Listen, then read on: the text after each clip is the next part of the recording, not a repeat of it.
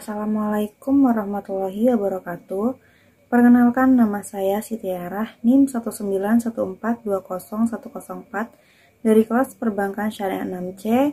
Di sini saya akan melanjutkan materi yang keempat untuk memenuhi ujian tengah semester mata kuliah Arbitrase Syariah yang diampu oleh dosen Bapak Dr. Haji Saiful Bahri, SAG, MM. Materi selanjutnya yaitu tentang pelaksanaan dan pembatalan putusan Basyarnas. Pelaksanaan putusan Basyarnas.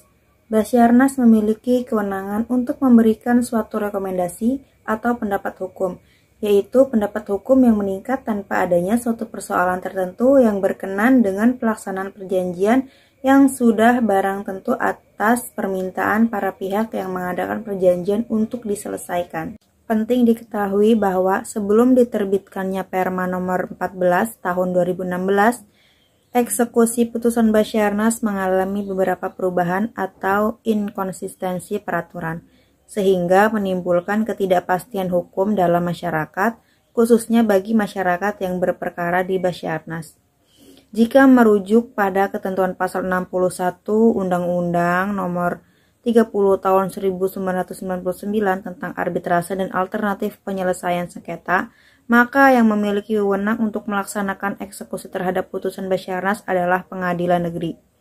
Namun, jika didasarkan pada ketentuan pasal 49 Undang-Undang nomor 3 tahun 2006 tentang Pengadilan Agama, seharusnya yang berwenang melaksanakan putusan Basyarnas adalah Pengadilan Agama.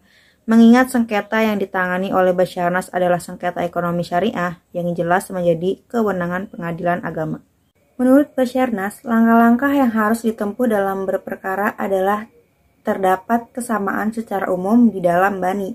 Namun secara khusus terdapat langkah-langkah tersendiri, yaitu persetujuan arbitrase harus dilakukan secara tertulis dan ditandatangani kedua belah pihak. Yang kedua, jumlah wasit harus ganjil. Arbiter yang menerima penunjukan tidak boleh mengundurkan diri. Yang ketiga, pengajuan permohonan arbitrase harus secara tertulis dan sekurang-kurangnya harus memuat nama lengkap dan tempat tinggal atau tempat kedudukan kedua belah pihak. Yang kedua, surat uraian singkat tentang duduk sengketa. Yang ketiga, apa yang dituntut. Kemudian, apabila pemohon pada sidang pertama tidak hadir sedangkan ia telah dipanggil sepatutnya, maka permohonan pemohon digugurkan. Bila sidang pertama termohon tidak hadir, sedangkan ia telah dipanggil sepatutnya, maka arbiter atau majelis arbiter akan memerintahkan agar termohon dipanggil sekali lagi untuk terakhir kali menghadap di muka sidang selambat-lambatnya dalam waktu 14 hari. Apabila termohon masih tetap tidak hadir, maka pemerintah akan dilaksanakan dan permohonan dikabulkan. Kemudian yang kelima, putusan harus memuat alasan-alasan kecuali bila disepakati. Kemudian yang keenam, keputusan harus diambil berdasarkan kepatutan dan keadilan yang sesuai dengan ketentuan hukum yang berlaku bagi perjanjian yang menimbulkan sengketa yang disepakati para pihak. Selanjutnya, putusan bersifat final and binding. Dalam hal ini, putusan tidak secara sukarela, maka putusan diajukan menurut ketentuan dalam RV.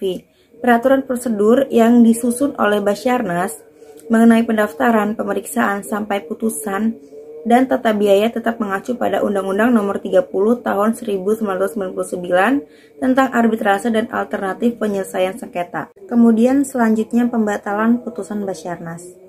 Yang pertama ada penunjukan arbiter tunggal atau majelis tidak sesuai dengan ketentuan yang diatur dalam peraturan prosedur Basyarnas.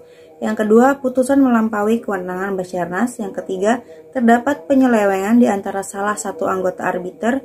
Yang keempat, putusan jauh menyimpang dari ketentuan pokok peraturan prosedur Basyarnas. Yang kelima atau yang terakhir, ada putusan tidak memuat dasar-dasar alasan yang menjadi landasan pengambilan putusan tanpa mengurangi ketentuan-ketentuan yang berlaku. Kemudian ada juga ketentuan mengenai aturan pelaksanaan dan pembatalan putusan arbitrase dalam Undang-Undang Nomor 30 Tahun 1999 tentang arbitrase dan alternatif penyelesaian sengketa hanya memuat kewenangan pengadilan negeri, tidak memuat kewenangan pengadilan agama.